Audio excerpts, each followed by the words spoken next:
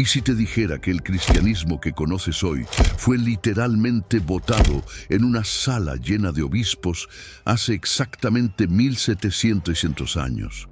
En el año 325, un emperador romano que adoraba al dios Sol reunió a cientos de líderes religiosos en un palacio imperial y, entre debates acalorados, exilios y quema de libros, decidieron quién era realmente Jesucristo. Bienvenidos al Concilio de Nicea, donde la fe se encontró con el poder imperial y las voces disidentes fueron silenciadas para siempre. ¿Puede un solo evento histórico borrar 300 años de tradición religiosa y reescribir la realidad de millones de creyentes? Esta es precisamente la pregunta que los historiadores se hacen cuando estudian el Concilio de Nicea del año 325. Durante el 2025, el mundo cristiano conmemoró los 1700 años de este acontecimiento con celebraciones grandiosas. El Papa León XIV escribió una carta apostólica. El patriarca ecuménico Bartolomé emitió una encíclica especial. Y en las redes sociales millones compartieron la narrativa oficial de cómo este concilio salvó al cristianismo de la herejía y el caos. Pero detrás de toda esa pompa ceremonial se esconde una verdad mucho más oscura y compleja. La idea del Concilio de Nicea como año cero del cristianismo organizado es tanto un mito como una realidad inquietante. Por un lado, los defensores de la ortodoxia celebran este momento como el triunfo de la verdad divina sobre el error humano, el instante en que los obispos, guiados por el Espíritu Santo, definieron correctamente la naturaleza de Cristo para todas las generaciones futuras. Sin embargo, los críticos modernos, especialmente aquellos que han estudiado los documentos históricos con mayor detenimiento, presentan una imagen radicalmente diferente, la de un emperador pagano manipulando el discurso teológico para consolidar su poder político, destruyendo en el proceso una diversidad de pensamiento cristiano que había florecido durante siglos. Entre estas dos narrativas opuestas se encuentra la verdad histórica, más compleja y perturbadora de lo que cualquier bando quisiera admitir. Lo que hace especialmente fascinante al año 2025 no son solo las celebraciones oficiales, sino también las tensiones que salieron a la luz. Contrario a las expectativas, el Papa y el Patriarca decidieron en una reunión del 28 de noviembre en Estambul no realizar una conmemoración conjunta, revelando que las divisiones sembradas en Nicea no solo persisten, sino que son tan profundas que ni siquiera 1700 años de historia compartida pueden sanarlas. Las mismas fracturas que ese concilio pretendió resolver siguen definiendo el panorama del cristianismo mundial. Católicos y ortodoxos aún no pueden ponerse de acuerdo sobre la fecha de Pascua, la adición de la cláusula filioque al credo sigue siendo motivo de disputa teológica, y las acusaciones mutuas de desviación doctrinal continúan envenenando el diálogo ecuménico. Pero hay algo aún más inquietante en toda esta narrativa: la sospecha persistente de que en Nicea no se descubrió la verdad, sino que se inventó. Teorías populares, alimentadas por novelas como El Código da Vinci y documentales sensacionalistas, sostienen que Constantino literalmente creó el cristianismo moderno, mezclando creencias paganas con tradiciones cristianas, que se votó sobre la divinidad de Jesús como si fuera una propuesta legislativa más, y que se destruyeron evangelios alternativos que contaban una historia completamente diferente. Aunque muchos de estos mitos han sido desacreditados por historiadores serios, Nicea no decidió el canon bíblico, por ejemplo. La razón por la que estas teorías conspirativas resuenan tan profundamente con el público moderno es porque contienen un grano de verdad esencial. El Concilio de Nicea fue efectivamente un ejercicio de poder imperial disfrazado de discernimiento espiritual. La pregunta que debemos hacernos entonces no es si Nicea marcó un punto de inflexión en la historia cristiana, claramente lo hizo, sino más bien qué se perdió en el proceso. Cuando el emperador Constantino convocó a esos obispos en su palacio de verano en Nicea, cuando presidió las sesiones vestido con sus túnicas imperiales, cuando amenazó con exilio a quienes no firmaran el credo recién forjado, ¿estaba sirviendo a Dios o a Roma? Y más importante aún, ¿cuántas voces legítimas de la tradición cristiana primitiva fueron silenciadas para siempre en aquel verano del año 325, enterradas bajo siglos de propaganda ortodoxa que nos enseñó a ver la diversidad teológica no como riqueza, sino como herejía? Antes de que existiera el cristianismo como sistema unificado de creencias, existían los cristianismos. Una explosión de interpretaciones, prácticas y teologías tan diversas que un creyente del siglo II, transportado a una iglesia moderna, probablemente no reconocería la religión que se practica allí. Esta diversidad no era un defecto o una fase de inmadurez teológica, como la narrativa ortodoxa nos ha enseñado a creer, sino una característica fundamental del movimiento cristiano primitivo. Desde Jerusalén hasta Roma, desde Alejandría hasta las comunidades dispersas de Asia Menor, cada grupo desarrolló su propia comprensión de quién era Jesús, qué significaba su muerte y cómo debían vivir sus seguidores. Los gnósticos representaban quizás la corriente más radicalmente diferente de lo que eventualmente se convertiría en cristianismo ortodoxo. Para ellos, el mundo material era una prisión creada por un Dios inferior y malévolo llamado el Demiurgo, mientras que el verdadero Dios supremo era puro espíritu.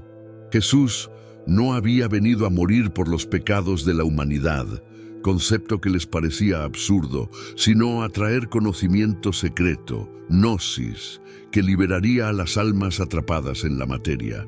Textos como el Evangelio de Tomás, descubierto en Nag Hammadi en 1945, revelan una tradición cristiana completamente alternativa, donde Jesús imparte enseñanzas místicas sobre la naturaleza de la realidad y el camino hacia la iluminación espiritual. Para los gnósticos, la salvación no venía por fe en la crucifixión, sino por despertar a la verdad oculta de tu naturaleza divina interior. Los ebionitas, por otro lado, representaban el polo opuesto. Eran judíos que habían aceptado a Jesús como el Mesías prometido, pero que rechazaban cualquier noción de su divinidad. Para ellos, Jesús era un profeta humano, el más grande de todos sin duda, pero humano al fin.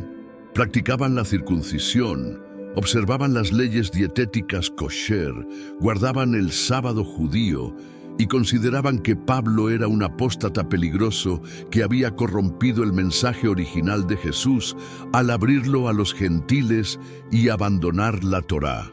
Los ebionitas usaban solo el Evangelio de Mateo, en una versión hebrea ahora perdida, y rechazaban el nacimiento virginal como una invención mitológica. Su existencia plantea una pregunta demoledora. Si los primeros seguidores de Jesús, incluidos probablemente su propio hermano Santiago, lo veían como un maestro humano y no como Dios encarnado, ¿cuándo y por qué surgió la idea de su divinidad?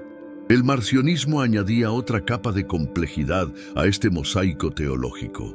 Marción de Sinope, un rico armador del siglo II, enseñaba que el Dios del Antiguo Testamento, violento, celoso, creador de un mundo imperfecto, era completamente diferente del Dios amoroso revelado por Jesús. Para Marción, Jesús había venido a rescatar a la humanidad de la tiranía del Dios judío, trayendo un mensaje de amor puro desconectado completamente de las escrituras hebreas. Esta teología radical llevó a Marción a rechazar todo el Antiguo Testamento y a crear su propio canon de escrituras cristianas, que incluía solo una versión editada del Evangelio de Lucas y 10 cartas de Pablo. Aunque fue declarado hereje, El marcionismo se extendió ampliamente y forzó a la iglesia emergente a definir su propio canon bíblico en respuesta. Los adopcionistas ofrecían otra solución al misterio de Jesús. Él había nacido como un hombre completamente normal, pero en su bautismo en el río Jordán, Dios lo adoptó como hijo, infundiéndolo con poder divino. Esta era la creencia de los primeros obispos de Roma como Víctor e Hipólito, y resonaba fuertemente con la mentalidad greco-romana que estaba familiarizada con historias de héroes humanos elevados a la divinidad. Los modalistas, en cambio, evitaban cualquier distinción entre Padre, Hijo y Espíritu Santo, enseñando que eran simplemente diferentes modos o manifestaciones del único Dios actuando en diferentes momentos, como creador en el Antiguo Testamento, como redentor en Jesús y como santificador en la Iglesia. Esta doctrina, aunque parecía resolver el problema de cómo mantener el monoteísmo mientras se adoraba a Jesús, eventualmente también sería condenada como herética. Lo crucial de entender es que ninguno de estos grupos se veía a sí mismo como herético o desviado. Cada uno creía sinceramente que preservaba la verdadera enseñanza de Jesús y los apóstoles, y cada uno podía citar escrituras, aunque diferentes, para respaldar sus afirmaciones. El cristianismo preniceno era un campo de batalla teológico donde comunidades competían por legitimidad, excomunicándose mutuamente y acusándose de falsificar las enseñanzas originales. No había una autoridad central que pudiera resolver estas disputas. No había un papa reconocido universalmente. No había un credo universalmente aceptado. Era precisamente este caos floreciente de ideas lo que aterrorizaba a las autoridades imperiales romanas, quienes veían en esta fragmentación religiosa una amenaza potencial a la estabilidad social. Y fue este caos el que Constantino decidió terminar de una vez por todas. Si hay un nombre que resuena como el villano perfecto en la narrativa ortodoxa del Concilio de Nicea, ese nombre es Arrio, presbítero de la Iglesia de Alejandría a principios del siglo IV. Arrio no era un hereje marginal ni un lunático teológico, sino un sacerdote respetado, erudito, carismático, con miles de seguidores que cantaban himnos basados en sus enseñanzas. Su crimen, según la historia oficial, fue negar la plena divinidad de Jesucristo. Pero la realidad es mucho más matizada y, francamente, mucho más inquietante para quienes prefieren ver a Nicea como un triunfo claro del bien sobre el mal. La controversia arriana comenzó alrededor del año 318, cuando Arrio empezó a predicar abiertamente una doctrina que probablemente era compartida por muchos cristianos de su época, pero que él articuló con una claridad que resultó explosiva. Hubo un tiempo en que él no existía. Con esta simple frase, Arrio estaba afirmando que Jesús, aunque sin duda la creación más exaltada y perfecta de Dios, había sido creado. No era coeterno con el Padre, no compartía la misma esencia divina, era un ser intermedio, más alto que los ángeles, más bajo que Dios, que servía como el agente mediante el cual Dios creó el universo. Para Arrio, esto no era una enseñanza radical, sino simplemente la lectura más lógica de numerosos pasajes bíblicos que parecían claramente subordinar al Hijo al Padre. La base escritural de Arrio era sólida, o al menos lo parecía. En el Evangelio de Juan, Jesús mismo declara: «El Padre es mayor que yo», y ora diciendo: «Padre, glorifícame tú al lado tuyo, con aquella gloria que tuve contigo antes que el mundo fuese», lo cual Arrio interpretaba como evidencia de que Jesús recibió su gloria de Dios. No la poseía eternamente. En Colosenses, Pablo llama a Jesús el primogénito de toda creación, un término que para Arrio significaba literalmente que fue creado primero. Proverbios 8, donde la sabiduría personificada dice: «El Señor me creó al principio de su obra, Era leído por Arrio como una profecía sobre Jesús, como la sabiduría de Dios. Y cuando Jesús dice en el huerto de Getsemaní, no se haga mi voluntad sino la tuya, no estaba admitiendo que su voluntad era distinta y subordinada a la del Padre, pero la teología de Arrio no era solo un ejercicio académico de interpretación bíblica. Tenía implicaciones filosóficas profundas que resonaban con la mentalidad grecorromana educada. Para los filósofos platonistas de la época, la idea de que el Dios supremo, absolutamente trascendente e inmutable, pudiera mezclarse directamente con la materia corrupta del mundo material era absurda. Se necesitaba un intermediario divino, un logos, que pudiera servir de puente entre la perfección divina y la imperfección material. El Jesús de Arrio cumplía perfectamente este papel, lo suficientemente divino como para actuar en nombre de Dios, pero lo suficientemente distinto como para no contaminar la pureza absoluta del Padre. En cierto sentido, Arrio estaba tratando de preservar el monoteísmo radical del judaísmo, mientras incorporaba a Jesús en el esquema cosmológico, un acto de equilibrio teológico extraordinariamente difícil. El obispo Alejandro de Alejandría, superior de Arrio, vio las cosas de manera completamente diferente. Para Alejandro y su joven diácono Atanasio, quien se convertiría en el mayor enemigo de Arrio, esta doctrina no era una interpretación legítima, sino una negación del Evangelio mismo. Si Jesús era una criatura, argumentaban, entonces no podía salvar a la humanidad, porque solo Dios puede perdonar pecados y otorgar vida eterna. Si Jesús era meramente un ser intermedio, entonces los cristianos estaban adorando a una criatura en lugar del Creador, violando el primer mandamiento. Y si Jesús había sido creado, entonces hubo un tiempo en que la Trinidad no existía, lo cual significaba que Dios había cambiado, imposible para un Dios perfecto e inmutable. La batalla teológica se intensificó rápidamente, con Alejandro excomulgando a Arrio alrededor del año 321, y Arrio huyendo a Palestina, donde encontró apoyo entre obispos poderosos como Eusebio de Nicomedia. Lo que hace al arrianismo tan fascinante desde una perspectiva histórica es su increíble éxito posterior. Aunque Nicea condenaría oficialmente la doctrina, el arrianismo no solo sobrevivió, sino que prosperó durante siglos. Misioneros arrianos convirtieron a las tribus germánicas, visigodos, ostrogodos, vándalos, lombardos, que invadirían y conquistarían gran parte del Imperio Romano Occidental. Durante generaciones, la mayor parte de Europa Occidental fue técnicamente arriana, y solo gradualmente, a través de siglos de evangelización y conquista, la ortodoxia nicena prevalecería.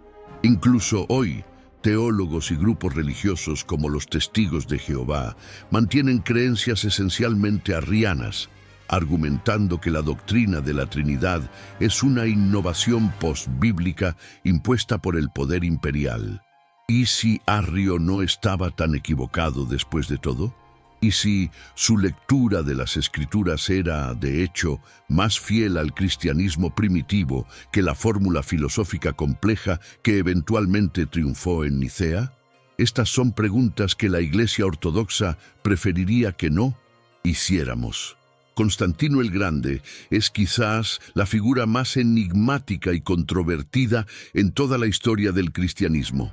Para los creyentes ortodoxos, es el emperador santo, el instrumento de Dios para liberar a la Iglesia de la persecución y darle un lugar de honor en el mundo. Para los escépticos es el manipulador supremo, un político astuto que vio en el cristianismo una herramienta útil para consolidar su poder absoluto sobre un imperio fragmentado. La verdad, como siempre, es más compleja y perturbadora que cualquiera de estas narrativas simplistas, y comprenderla es esencial para entender qué realmente sucedió en Nicea. La historia de conversión de Constantino comienza con una visión. En el año 312, Mientras marchaba hacia Roma para enfrentar a su rival Magencio en la batalla del puente Milvio, Constantino supuestamente vio en el cielo una cruz luminosa con las palabras In hoc signo vinces, con este signo vencerás. Esa noche, en un sueño, Cristo se le apareció y le ordenó marcar los escudos de sus soldados con el símbolo Chi Rho, las dos primeras letras griegas del nombre de Cristo. Constantino obedeció, ganó la batalla espectacularmente cuando el puente se derrumbó bajo los pies de las tropas de Magencio y declaró su conversión al cristianismo. Es una historia perfecta de intervención divina y transformación espiritual. El problema es que la evidencia histórica cuenta una historia mucho menos edificante. Primero, el detalle inconveniente que la historia oficial prefiere minimizar. Constantino no fue bautizado hasta que estuvo en su lecho de muerte en el año 337, 25 años después de su supuesta conversión. Durante todo su reinado, mantuvo el título pagano de Pontifex Maximus, el sumo sacerdote de la religión tradicional romana. Continuó acuñando monedas con imágenes del sol Invictus, el dios solar que había sido su patrón divino favorito durante años. Cuando erigió monumentos en Roma, incluía símbolos tanto cristianos como paganos, cubriendo todas sus bases religiosas. Y cuando finalmente decidió construir una nueva capital para su imperio, Constantinopla, la llenó de estatuas de dioses paganos rescatadas de templos antiguos. Este no es el comportamiento de un converso entusiasta, sino de un político pragmático que estaba dispuesto a invocar cualquier divinidad que fortaleciera su posición. Pero la mayor evidencia de las motivaciones políticas de Constantino proviene de cómo manejó las divisiones teológicas cristianas. Cuando comenzó la controversia arriana, su reacción inicial no fue la de un creyente preocupado por la pureza doctrinal, sino la de un gobernante molesto por el desorden civil. En cartas que sobreviven, Constantino describió la disputa entre Arrio y Alejandro como un asunto trivial y una controversia inútil sobre cuestiones oscuras. Le escribió a ambos líderes rogándoles que dejaran de discutir sobre puntos sutiles de interpretación que, según él, eran demasiado elevados para la comprensión humana de todos modos. Su preocupación no era teológica sino administrativa. Estas peleas estaban causando disturbios en las ciudades, dividiendo comunidades y amenazando la estabilidad social que él había trabajado tan duro para establecer después de décadas de guerra civil. La decisión de convocar el Concilio de Nicea fue, en esencia, una jugada imperial para imponer orden desde arriba.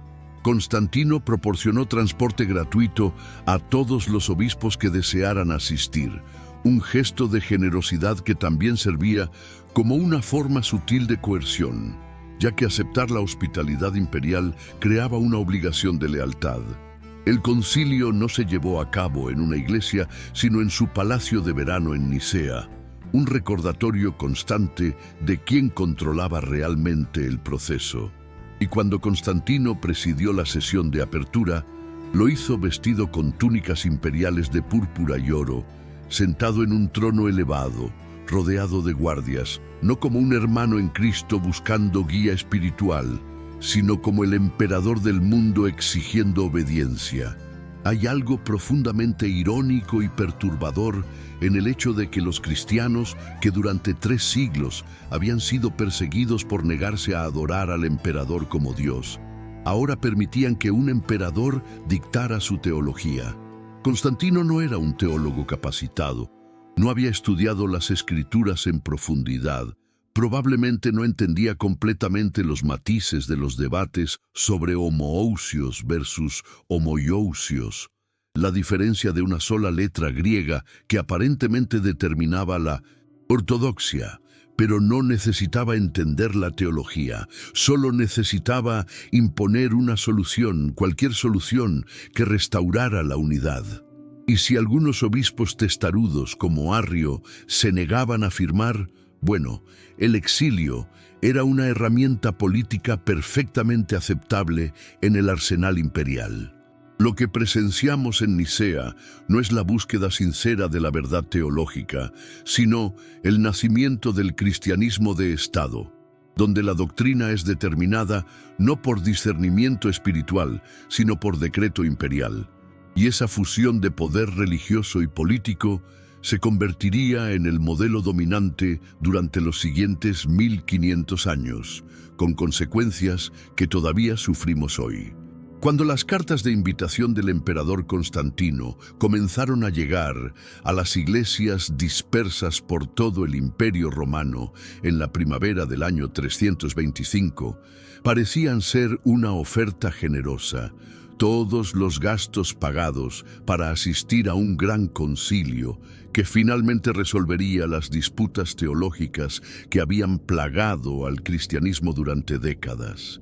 Los obispos recibirían transporte en el sistema de postas imperiales, el cursus publicus, normalmente reservado para funcionarios gubernamentales de alto rango, con caballos frescos disponibles en cada estación y alojamiento gratuito en posadas a lo largo del camino.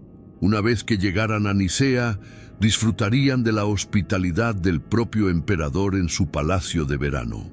Para obispos que provenían de comunidades pobres, especialmente aquellos en provincias remotas que nunca habían viajado más allá de sus propias ciudades, debe haber parecido una oportunidad extraordinaria. Pero detrás de esta generosidad imperial se escondía una amenaza implícita que pocos se atrevían a ignorar. La realidad es que rechazar la invitación de Constantino no era realmente una opción. En el mundo romano, cuando el emperador invitaba a alguien a algo, se entendía como una orden educadamente formulada. No asistir habría sido interpretado como un acto de deslealtad, posiblemente incluso como traición. Y estos obispos acababan de emerger de 3 siglos de persecución intermitente. La gran persecución bajo Diocleciano había terminado apenas 12 años antes, en el 313, con el Edicto de Milán. Muchos de los obispos que llegaron a Nicea llevaban en sus cuerpos las cicatrices de esa persecución. Les faltaban ojos arrancados por los torturadores. Tenían tendones cortados en las piernas para que nunca pudieran caminar correctamente, marcas de hierros candentes en sus rostros. Hombres como Pafnucio de Tebas, que había sido cegado del ojo derecho y tenía los tendones de una pierna cortados, eran recordatorios vivientes de lo que significaba desafiar al poder imperial. El viaje a Nicea en sí mismo era una prueba de resistencia que reforzaba sutilmente la jerarquía de poder. Los obispos de provincias orientales cercanas, Siria, Palestina, Asia Menor, podían llegar en cuestión de semanas.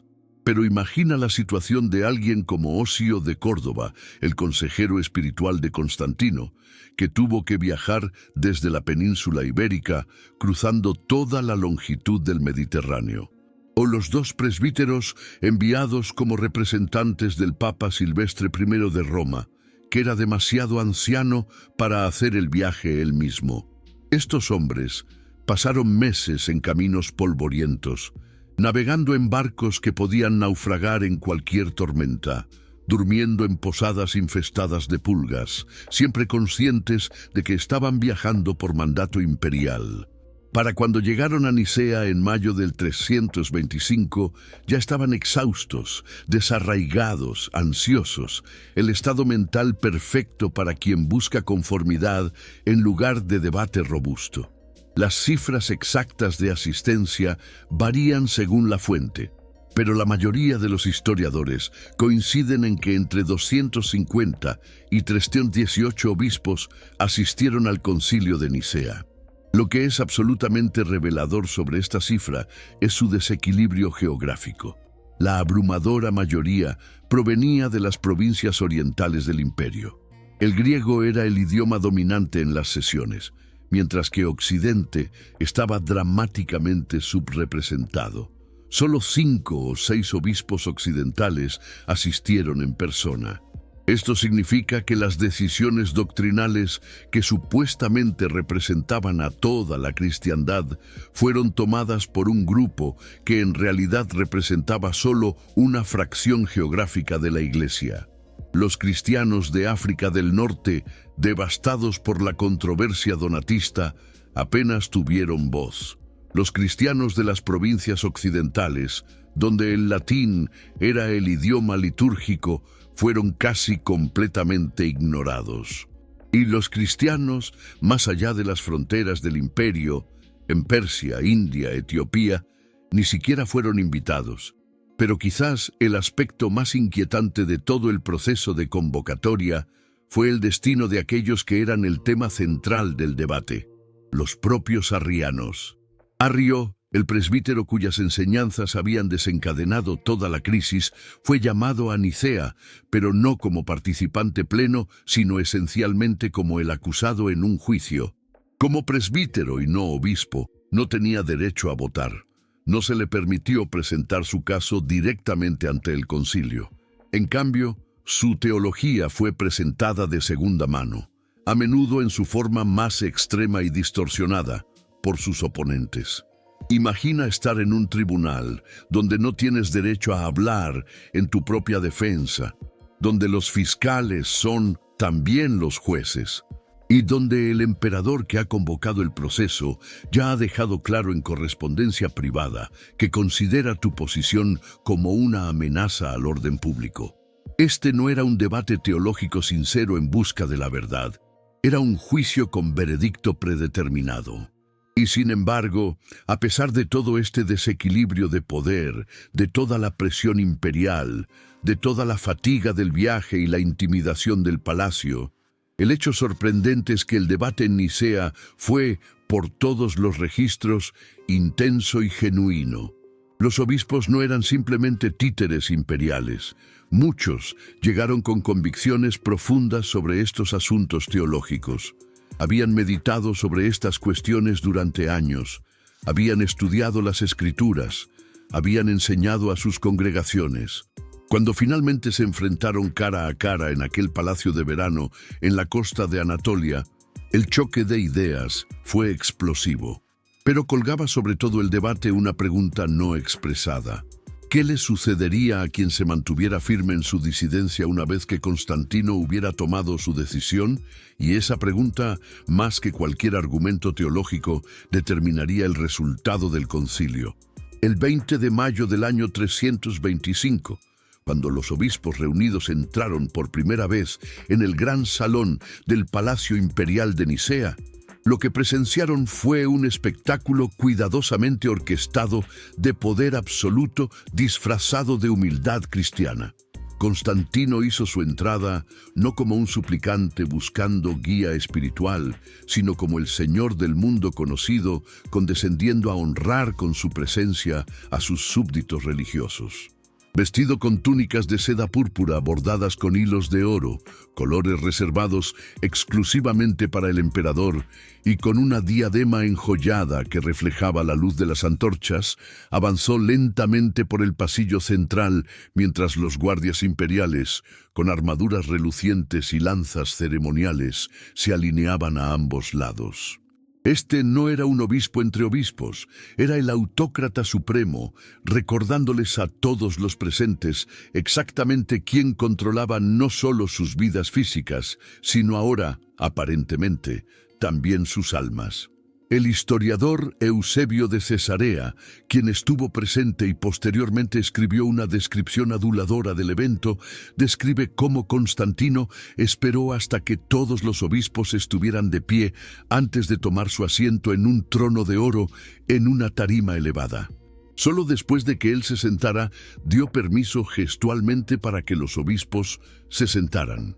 Este detalle coreográfico puede parecer trivial, pero en la cultura romana, donde cada gesto estaba cargado de significado jerárquico, era una declaración inequívoca.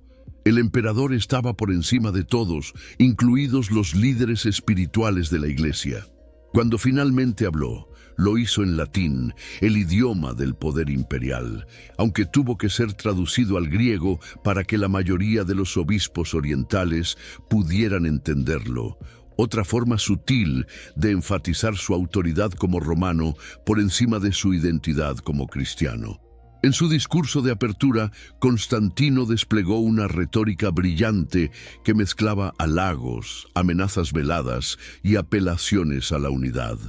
Alabó a los obispos como ministros de Dios y declaró que presidir este concilio era un honor más grande que cualquier victoria militar que hubiera logrado. Pero luego introdujo una nota ominosa. Declaró que la discordia interna entre cristianos era más peligrosa para el imperio que la guerra externa, que las divisiones doctrinales eran más temibles y peligrosas que cualquier conflicto armado. El mensaje implícito era cristalino. Resolver sus diferencias no era una sugerencia, sino una necesidad imperial. Y cuando dijo que consideraría la falta de consenso como un fracaso personal que lo afligiría profundamente, todos entendieron que afligir al emperador no era saludable para la longevidad de nadie. Pero lo más revelador de todo fue lo que Constantino no dijo y no hizo. No mencionó ninguna experiencia de conversión personal profunda. No citó las Escrituras ni demostró familiaridad íntima con los textos sagrados que estaban en el centro del debate. No ofreció su propia interpretación teológica de si Cristo era homoousios, de la misma sustancia, u homoiousios, de sustancia similar, con el Padre, la diferencia de una iota griega que supuestamente determinaba la ortodoxia. Su papel no era el de un teólogo participante, sino el de un árbitro supremo que impondría una solución desde arriba. Era como si un juez, que nunca hubiera estudiado medicina, presidiera un debate entre cirujanos sobre técnicas quirúrgicas y luego ordenara por decreto cuál técnica era la correcta. La audacia de esta situación debería sorprendernos mucho más de lo que lo hace. Además, hay un aspecto aún más oscuro en toda esta escenografía imperial: la ausencia total de registro detallado de los procedimientos. No existen actas oficiales del Concilio de Nicea. No tenemos transcripciones de los debates, no hay registros de quién dijo qué, no hay documentación de cómo se desarrollaron los argumentos día tras día. Todo lo que tenemos son relatos posteriores de participantes como Eusebio, quien era un partidario entusiasta de Constantino y tenía todo el interés en presentar el concilio bajo la mejor luz posible, y algunas cartas e historias escritas décadas después con sus propios sesgos. Algunos historiadores modernos han sugerido que esta ausencia de registros no fue un descuido, sino una política deliberada. Si no hay actas oficiales, no puede haber evidencia documentada de manipulación, de votos comprados, de amenazas explícitas, de obispos coaccionados. La historia oficial puede ser moldeada y remoldeada por los vencedores sin el inconveniente de los hechos testigos que contradigan. Lo que sí sabemos con certeza es que Constantino no se limitó a presidir pasivamente. Participó activamente en las discusiones, interrumpiendo debates, presionando para que se alcanzaran acuerdos, sugiriendo compromisos lingüísticos. Fue aparentemente Constantino quien propuso el término crucial homoousios, de la misma sustancia, como la fórmula que podría satisfacer a todos los bandos, aunque irónicamente este término tenía una historia problemática, ya que había sido rechazado por un concilio anterior en Antioquía por estar contaminado con asociaciones heréticas. Pero cuando el emperador mismo propone un término, ¿quién se atreve a recordarle su historia problemática? Este nivel de intervención imperial en debates teológicos técnicos establece un precedente peligroso que resonaría durante siglos. La idea de que el poder secular no solo podía proteger a la Iglesia, sino también definir su doctrina. Era, en efecto, el nacimiento del cesaropapismo, el emperador como papa, que dominaría el cristianismo oriental y eventualmente contribuiría al gran cisma entre Oriente y Occidente en 1054. Si pudiéramos retroceder en el tiempo y escuchar los debates teológicos que llenaron el gran salón del Palacio de Nicea durante esas semanas cruciales de mayo a julio del 325, ¿qué escucharíamos realmente? La narrativa ortodoxa nos pinta un cuadro de verdad divina triunfando claramente sobre el error herético a través de la brillantez argumentativa de defensores de la fe como Atanasio. Pero la evidencia histórica, fragmentaria como es, sugiere algo mucho más caótico, confuso y, francamente, manipulado de lo que la hagiografía posterior nos ha llevado a creer. Y en el centro de esta manipulación estaba la figura de Arrio mismo, presente físicamente pero efectivamente silenciado en el debate sobre sus propias ideas. El procedimiento establecido en Nicea colocaba a Arrio en una posición imposible desde el principio. Como presbítero y no obispo, no tenía voto en las deliberaciones finales. Más aún, no se le permitió presentar su caso directamente ante el concilio en ninguna sesión plenaria oficial. En cambio, su teología fue presentada a través de cartas y documentos que fueron leídos en voz alta, pero sin que él pudiera contextualizarlos, clarificar malentendidos o responder a críticas en tiempo real. Es como ser juzgado en un tribunal donde el fiscal puede presentar tu caso, pero tú no puedes testificar en tu propia defensa. Peor aún, según varios relatos históricos, cuando Arrio o sus partidarios intentaron intervenir durante las sesiones, fueron literalmente abucheados, sus palabras ahogadas por obispos que se tapaban los oídos con las manos y gritaban para no tener que escuchar blasfemias. Esta táctica de silenciamiento no era accidental, sino estratégica. Los opositores de Arrio, liderados por Alejandro de Alejandría y su joven y ferozmente inteligente diácono Atanasio, entendieron que permitir a Arrio hablar libremente era peligroso. Arrio era conocido por ser un orador carismático que había convertido sus enseñanzas teológicas en himnos populares que la gente común cantaba en las calles de Alejandría. Tenía el don de tomar conceptos teológicos complejos y hacerlos accesibles, comprensibles, incluso pegajosos. Si se le permitía presentar su caso directamente con su propia voz y su propia pasión, podría haber persuadido a muchos obispos indecisos. Entonces, en lugar de enfrentar a Arrio el orador, sus oponentes enfrentaron caricaturas de las enseñanzas arrianas, presentadas en su forma más extrema y menos caritativa. Las tácticas específicas de distorsión eran sofisticadas.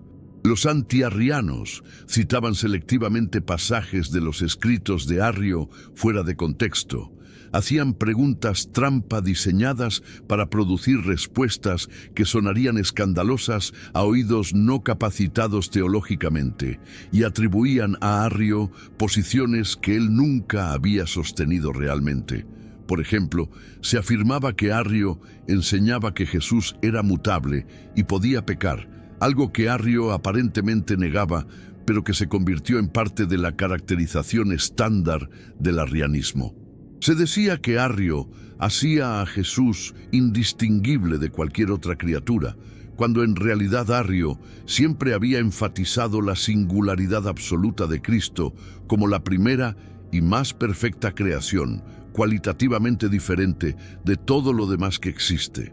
Pero una vez que estas distorsiones se repetían suficientemente, se convertían en la versión oficial del arrianismo que los obispos votarían para condenar.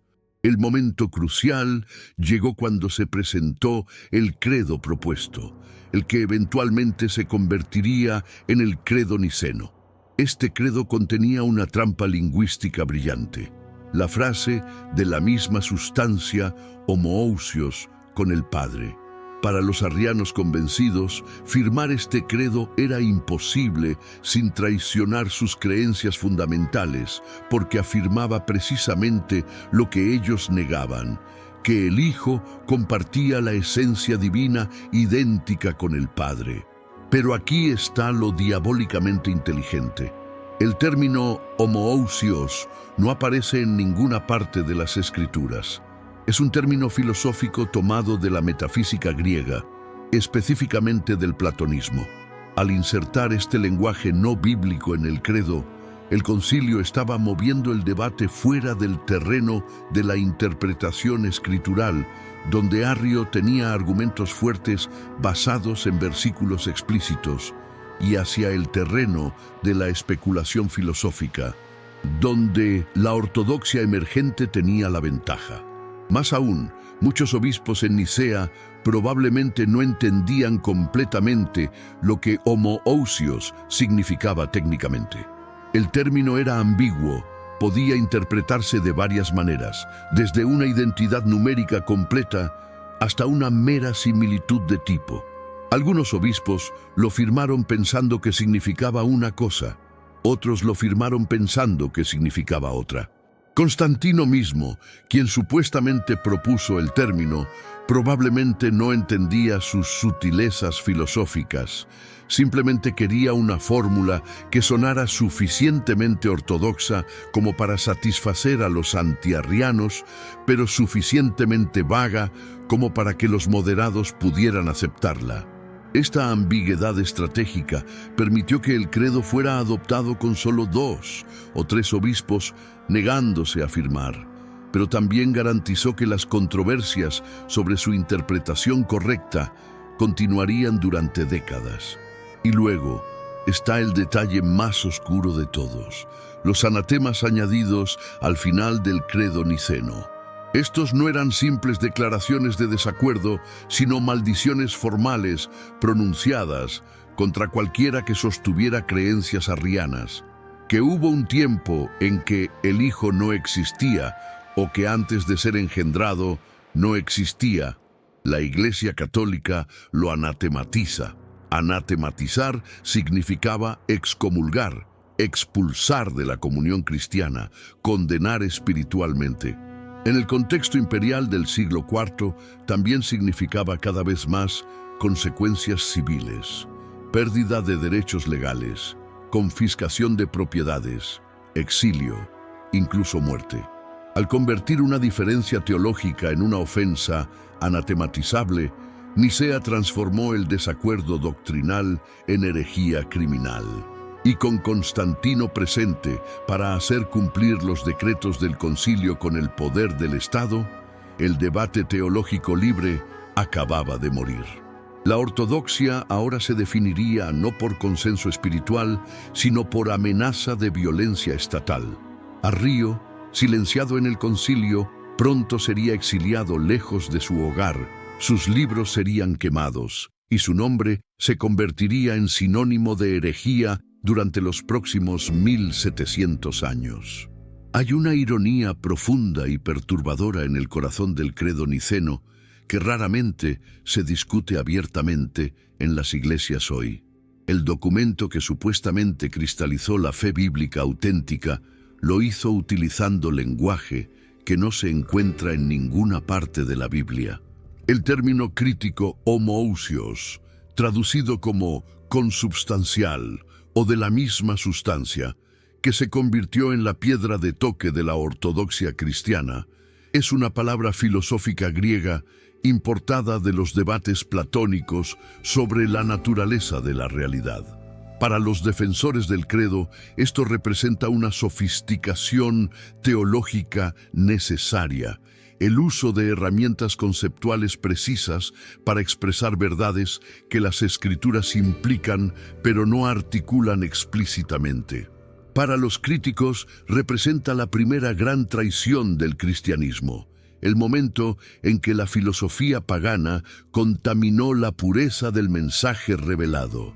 El término homoousios tiene una historia complicada que precede a Nicea por siglos.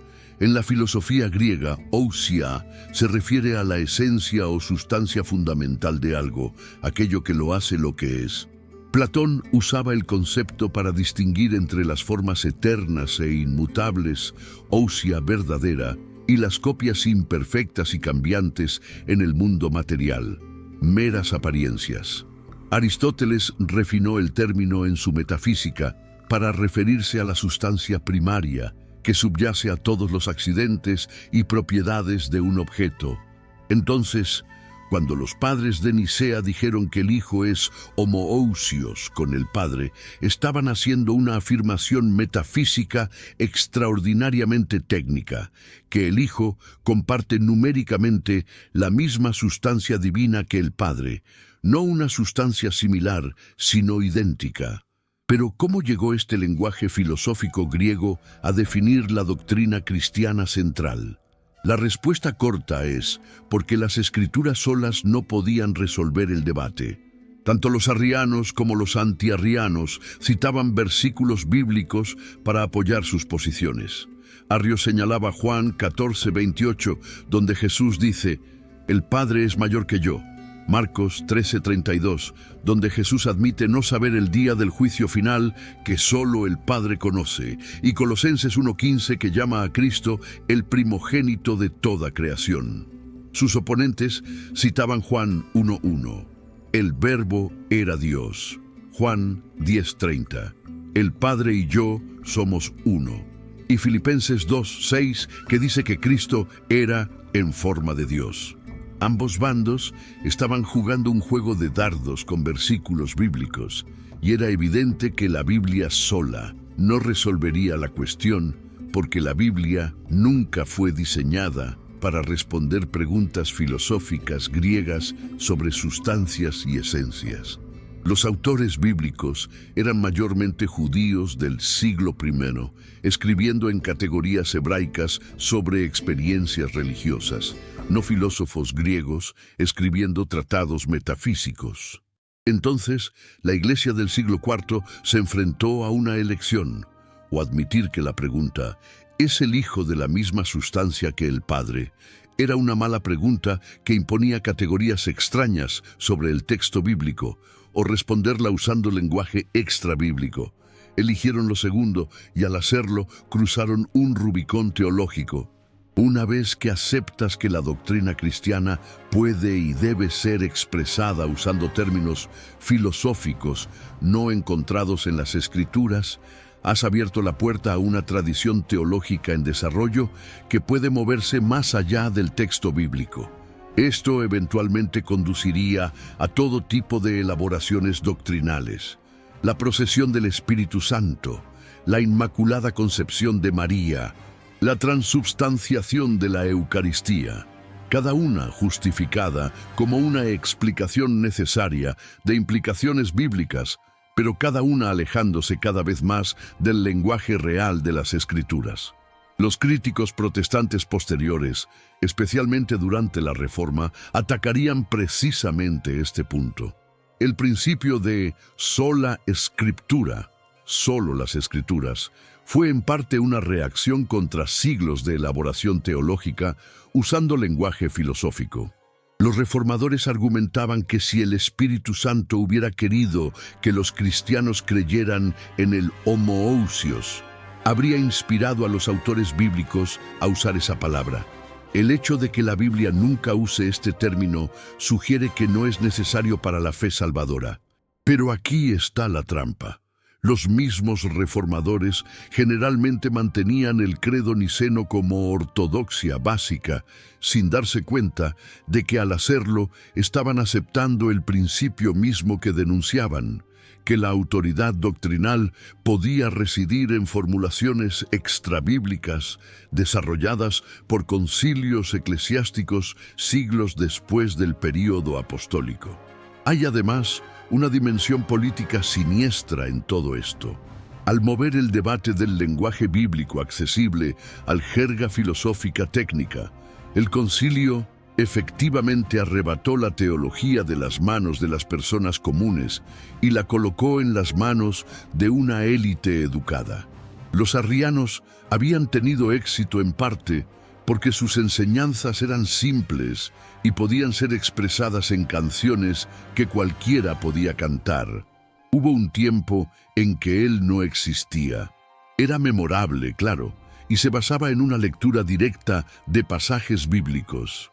La fórmula nicena, en contraste, requería comprensión de conceptos filosóficos complejos. ¿Qué significa sustancia?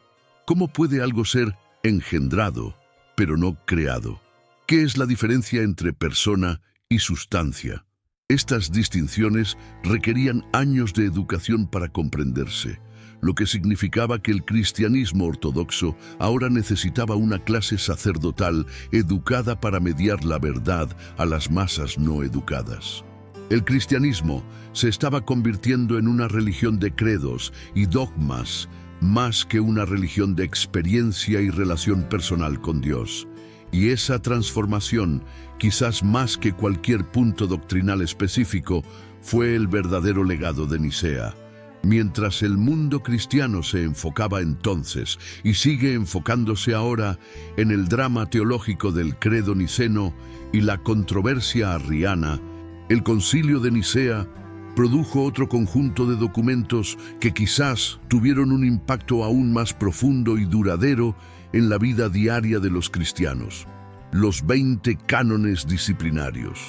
Estos decretos, presentados como regulaciones administrativas mundanas necesarias para el buen orden eclesiástico, en realidad representaban algo mucho más significativo: la construcción de una jerarquía de poder autoritaria que transformaría el cristianismo de un movimiento relativamente igualitario de 1209, comunidades autónomas, en una institución piramidal rígida, controlada desde arriba. Y muchos de estos cánones reflejaban preocupaciones que tenían menos que ver con la pureza espiritual que con el control político y social. El Canon 1 establecía el tono al abordar un problema embarazoso que había surgido durante las persecuciones recientes. Hombres que se habían castrado a sí mismos, ya sea en un celo religioso excesivo, interpretando mal las palabras de Jesús sobre eunucos por el reino de los cielos, o simplemente para escapar de la tortura sexual durante las persecuciones.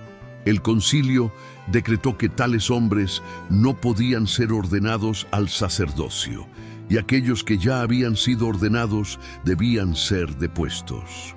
En la superficie, esto parece razonable, pero considerado más profundamente, revela una preocupación por la respetabilidad y la normalidad.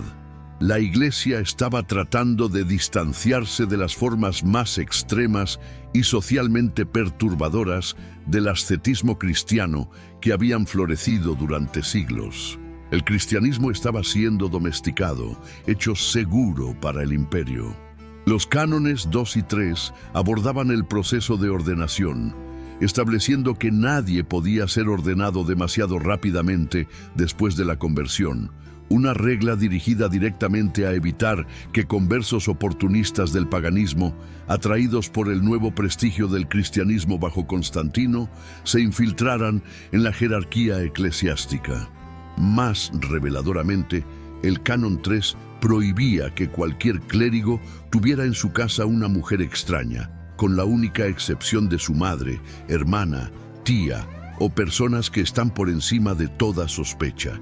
Este canon ha sido interpretado tradicionalmente como una regulación contra la cohabitación sexual inapropiada, pero su lenguaje es sorprendentemente más amplio. Efectivamente prohibía que sacerdotes vivieran con cualquier mujer no relacionada con ellos por sangre. Lo que esto significaba en la práctica era la eliminación de las diaconisas y otras mujeres que habían desempeñado roles de liderazgo en las comunidades cristianas primitivas, empujándolas a los márgenes de la vida eclesiástica. El Canon 6 es quizás el más significativo políticamente porque establecía la estructura jerárquica regional que dominaría el cristianismo durante siglos. Declaraba que los obispos de Alejandría, Roma y Antioquía tenían jurisdicción especial sobre sus regiones respectivas, un reconocimiento de las realidades geopolíticas del Imperio Romano más que cualquier mandato bíblico. Alejandría controlaba Egipto y Libia, críticos para el suministro de grano de Roma. Antioquía era la puerta de entrada a las ricas provincias orientales. Y Roma, aunque en declive como capital imperial, Constantino pronto construiría Constantinopla para reemplazarla, retenía un prestigio simbólico como la ciudad de Pedro y Pablo. Este canon no solo reconocía, sino que codificaba el poder existente, asegurando que los grandes centros urbanos del imperio dominaran el cristianismo rural y provinciano. Las iglesias en pueblos pequeños, no importa cuán antiguas o espiritualmente vibrantes, quedarían subordinadas a las metrópolis. Los cánones 15 y 16 restringían severamente la movilidad de obispos, presbíteros y diáconos, prohibiéndoles trasladarse de una ciudad a otra sin permiso. Esto fue presentado como prevención contra la ambición clerical. Sacerdotes buscando congregaciones más ricas y prestigiosas, pero también servía para inmovilizar a posibles disidentes. Un obispo problemático que enseñara doctrinas cuestionables ya no podía simplemente mudarse a otra región y continuar su ministerio. Ahora estaba atado a su lugar, más fácilmente monitoreado y controlado por sus superiores metropolitanos.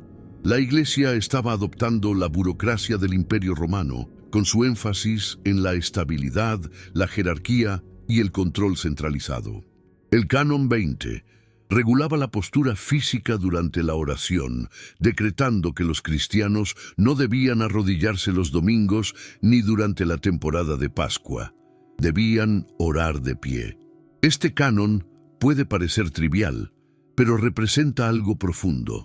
El concilio, afirmando su autoridad para regular incluso los gestos corporales más íntimos de la devoción.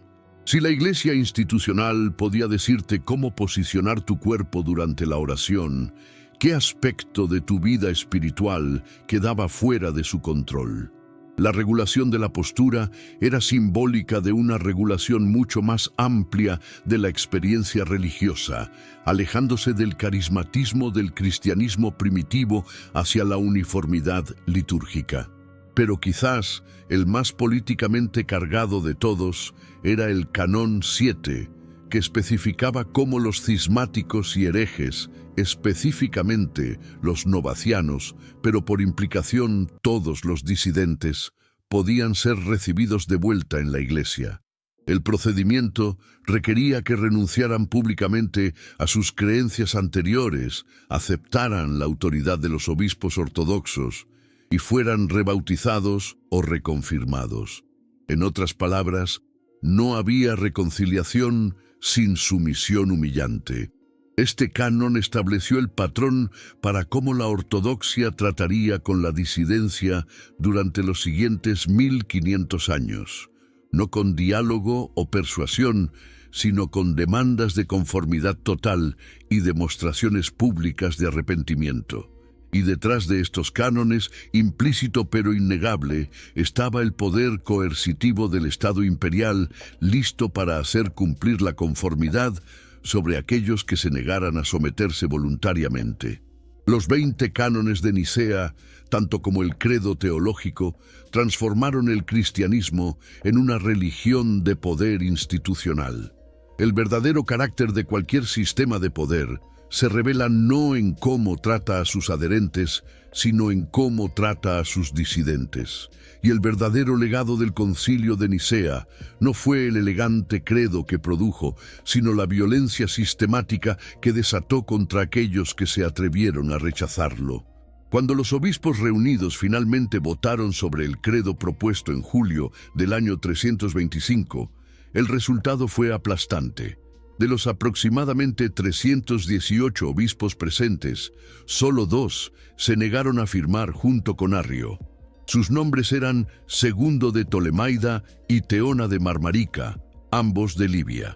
En cuestión de días, estos tres hombres, Arrio, Segundo y Teona, fueron declarados herejes, excomulgados de la Iglesia y exiliados por decreto imperial a Iliria, una provincia remota en los Balcanes, tan lejos de sus hogares en Egipto como era posible enviarlos sin sacarlos del imperio completamente.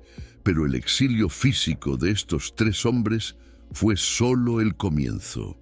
Constantino emitió un edicto imperial que iba mucho más allá de lo que el concilio eclesiástico había decretado. Todos los libros escritos por Arrio debían ser entregados a las autoridades para ser quemados públicamente.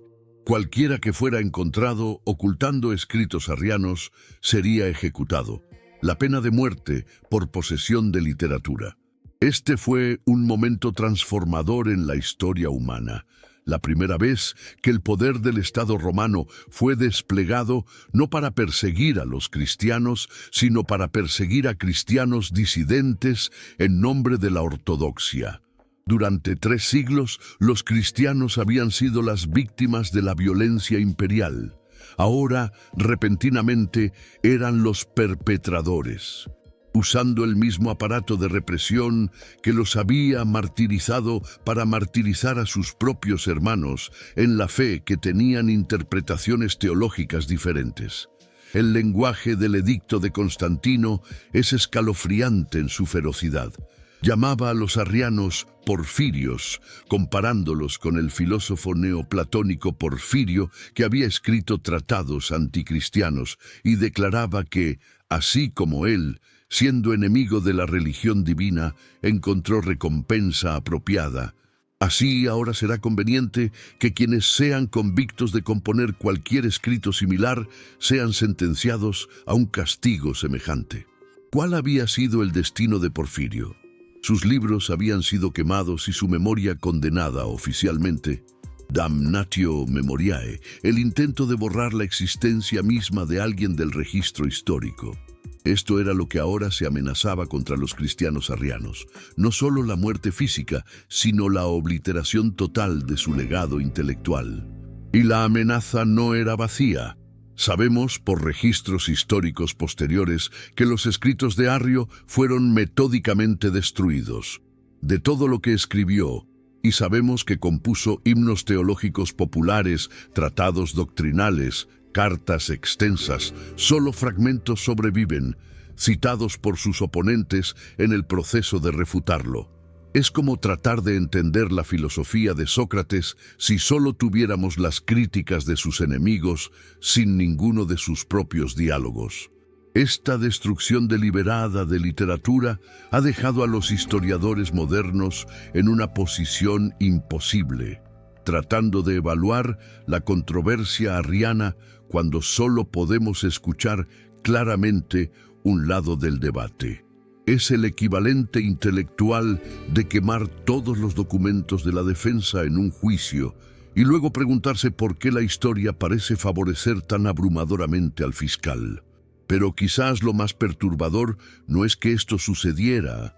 Los gobiernos autoritarios han quemado libros a lo largo de la historia, sino que fue celebrado como una victoria espiritual. Atanasio, quien se convertiría en el principal teólogo de la ortodoxia nicena y escribiría la narrativa oficial de la controversia arriana, describe estas persecuciones con aprobación entusiasta, como si la violencia contra los herejes fuera evidencia de la justicia divina en acción. En su tratado contra los arrianos, pintó a Arrio como un monstruo moral, cuya muerte horrible. Arrio aparentemente murió repentinamente de algún tipo de falla intestinal catastrófica en 336, justo antes de ser restaurado a la comunión por orden imperial. Fue un juicio obvio de Dios. Esta interpretación se convirtió en estándar. Cuando los ortodoxos sufrían, era persecución injusta que los santificaba. Cuando los herejes sufrían, era castigo divino que los condenaba. Y los arrianos no fueron los únicos en sufrir. El patrón establecido en Nicea de usar el poder estatal para hacer cumplir la uniformidad doctrinal se replicaría una y otra vez durante los siglos siguientes. Los donatistas en África del Norte, que habían mantenido una comprensión más estricta de la pureza eclesiástica durante las persecuciones, fueron brutalmente reprimidos por tropas imperiales. Los priscilianistas en España, que practicaban una forma de ascetismo cristiano con influencias gnósticas, vieron a su líder prisciliano convertirse en el primer hereje cristiano ejecutado por el Estado en 385. Los nestorianos, que enfatizaban las dos naturalezas separadas de Cristo, fueron exiliados en masa después del Concilio de Éfeso en 431. Los monofisitas, que enfatizaban la naturaleza única de Cristo, fueron perseguidos después del Concilio de Calcedonia en 451. Cada concilio ecuménico producía nuevos exiliados, nuevos libros quemados, nuevas comunidades destruidas. Lo que Nicea inauguró fue una mentalidad de intolerancia teológica que duraría más de 1000 años. La idea misma del pluralismo religioso, de que diferentes interpretaciones del cristianismo podrían coexistir pacíficamente, se volvió impensable. No porque los cristianos anteriores hubieran sido más amables o más tolerantes por naturaleza, sino porque antes de Constantino no tenían el poder para imponer sus visiones a otros por la fuerza. Nicea les dio ese poder y lo ejercieron sin piedad. Y aquí está la pregunta ética que permanece sin respuesta 17 siglos después. Si tu versión de la verdad religiosa solo puede sostenerse mediante la supresión violenta de alternativas, ¿qué dice eso sobre la solidez de tus argumentos? Si el Espíritu Santo realmente guió el Concilio de Nicea hacia la verdad correcta, ¿por qué fue necesario amenazar con exilio y muerte a quienes no estaban convencidos? ¿No debería la verdad divina ser capaz de sostenerse por sí sola mediante la persuasión, sin necesidad de calabozos e incineraciones? Si Constantino y los padres de Nicea pensaron que un concilio ecuménico y algunas ejecuciones estratégicas resolverían la controversia arriana de una vez por todas, fueron espectacularmente ingenuos. La tinta del credo niceno apenas se había secado cuando las grietas comenzaron a aparecer. La formulación de homoousios, que había sido aprobada bajo presión imperial para terminar los debates, resultó ser tan ambigua y filosóficamente problemática que inmediatamente generó nuevas controversias. Y la ironía suprema es que el propio Constantino, el emperador que había convocado el concilio para imponer uniformidad, terminaría cambiando de bando, favoreciendo a obispos arrianos y exiliando repetidamente a Atanasio, el campeón más feroz de la ortodoxia nicena. El cambio de Constantino comenzó casi inmediatamente después del concilio. En 328, solo 3 años después de Nicea, permitió que Arrio regresara del exilio. Para 335, en el Sínodo de Tiro, Constantino había sido persuadido por obispos arrianos, particularmente Eusebio de Nicomedia, quien era su consejero cercano, de que Atanasio, ahora obispo de Alejandría, era el verdadero problema, un fanático divisivo que se negaba a reconciliarse con hermanos cristianos reformados. Atanasio fue acusado de cargos que iban desde extorsión y asesinato hasta usar magia negra, y aunque las acusaciones eran probablemente falsas o exageradas, Constantino lo exilió a Treveris en Galia. En 336, el emperador ordenó que Arrio fuera restaurado a la comunión completa en la iglesia de Constantinopla, solo para que Arrio muriera misteriosamente, algunos dijeron milagrosamente, la noche antes de su triunfante restauración.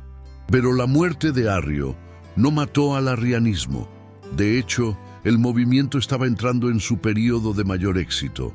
Después de que Constantino mismo finalmente fuera bautizado en su lecho de muerte en 337 por el obispo arriano Eusebio de Nicomedia, nada menos, sus hijos dividieron el imperio y varios de ellos favorecieron variantes del arrianismo. Constancio II, quien eventualmente consolidó el control sobre todo el imperio para 353, era un arriano entusiasta que convocó múltiples concilios para revocar las decisiones de Nicea. En el concilio de Rímini en 359, la fórmula homoousios fue oficialmente rechazada y reemplazada con una formulación semi-arriana. El teólogo cristiano Jerónimo escribiría más tarde, con amargas exageraciones, que el mundo entero gimió y se maravilló de encontrarse arriano. Mientras tanto, Atanasio se convirtió en un fugitivo perpetuo, exiliado 5 veces separadas durante su turbulenta carrera de 45 años como obispo de Alejandría. En varias ocasiones huyó al desierto para esconderse entre monjes, fue protegido por el Papa de Roma. Vivió clandestinamente en Alejandría, en casas seguras provistas por partidarios, e incluso supuestamente se escondió durante meses en la tumba de su padre.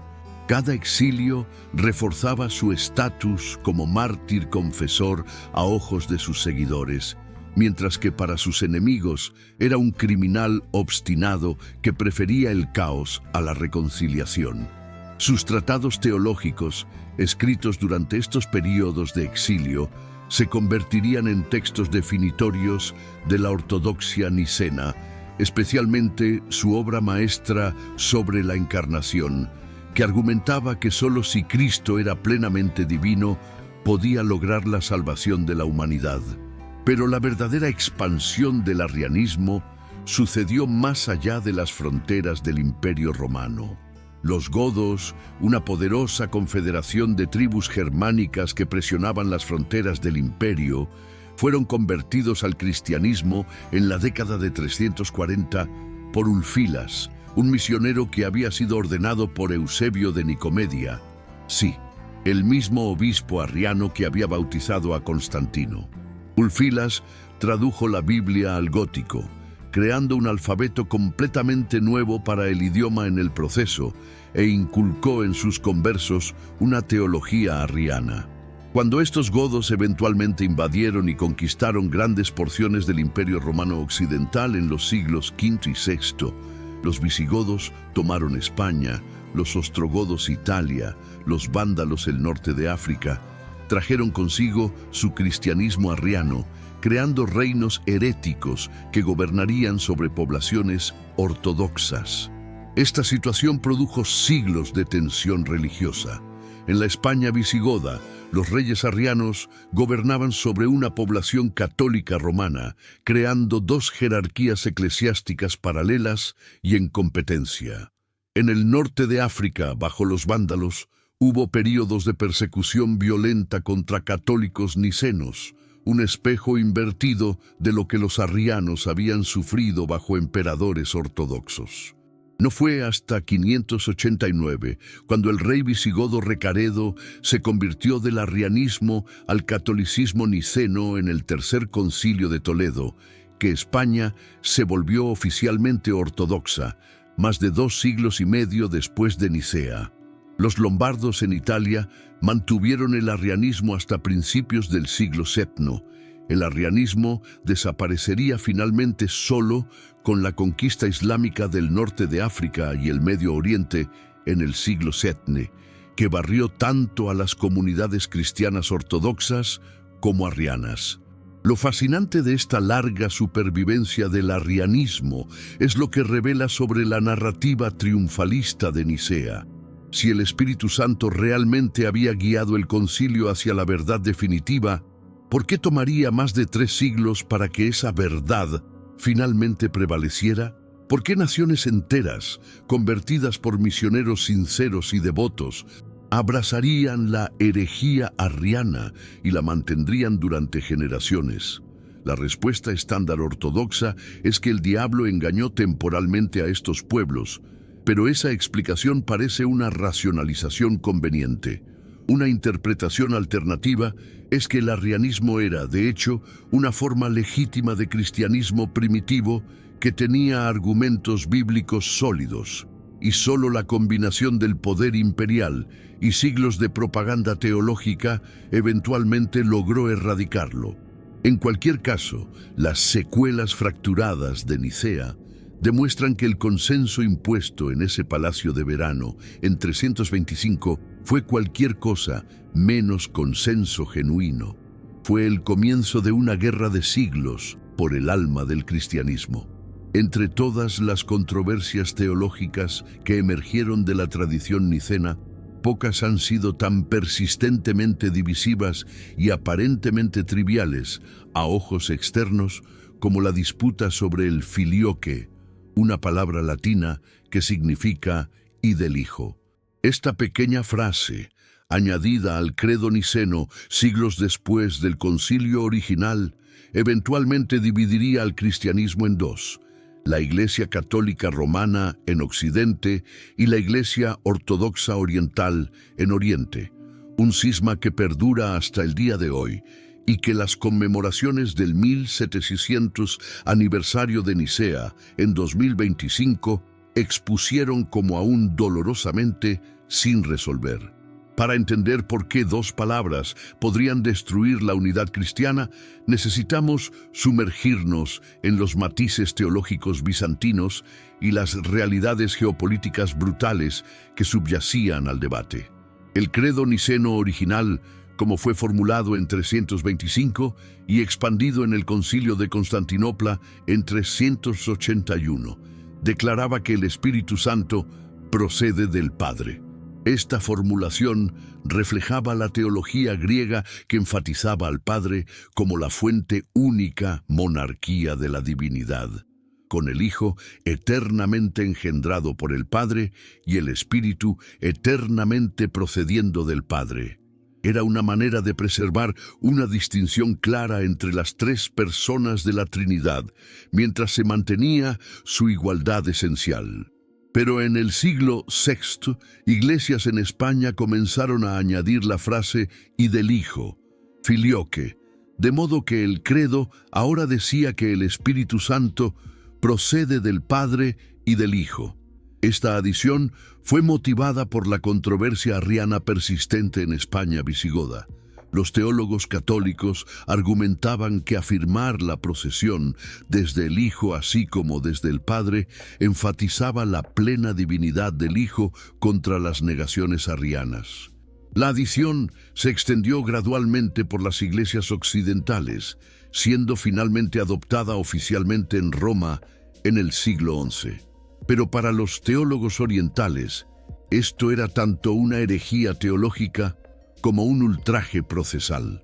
Teológicamente, argumentaban que hacer que el Espíritu proceda de dos fuentes en lugar de una comprometía la monarquía del Padre y confundía las distinciones entre las personas de la Trinidad. Si el Hijo tiene la propiedad de hacer proceder al Espíritu, ¿en qué se diferencia exactamente del Padre?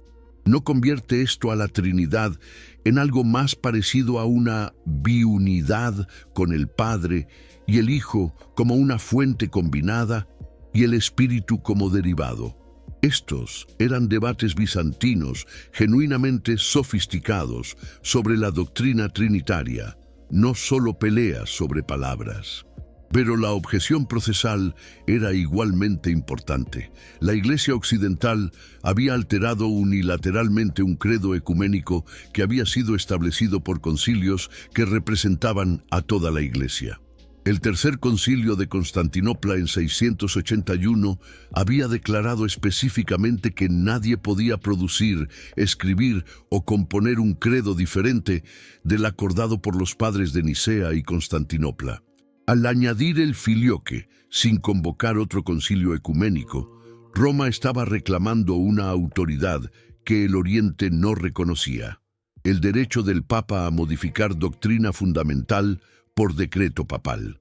Para los orientales, esto revelaba la verdadera agenda detrás del filioque.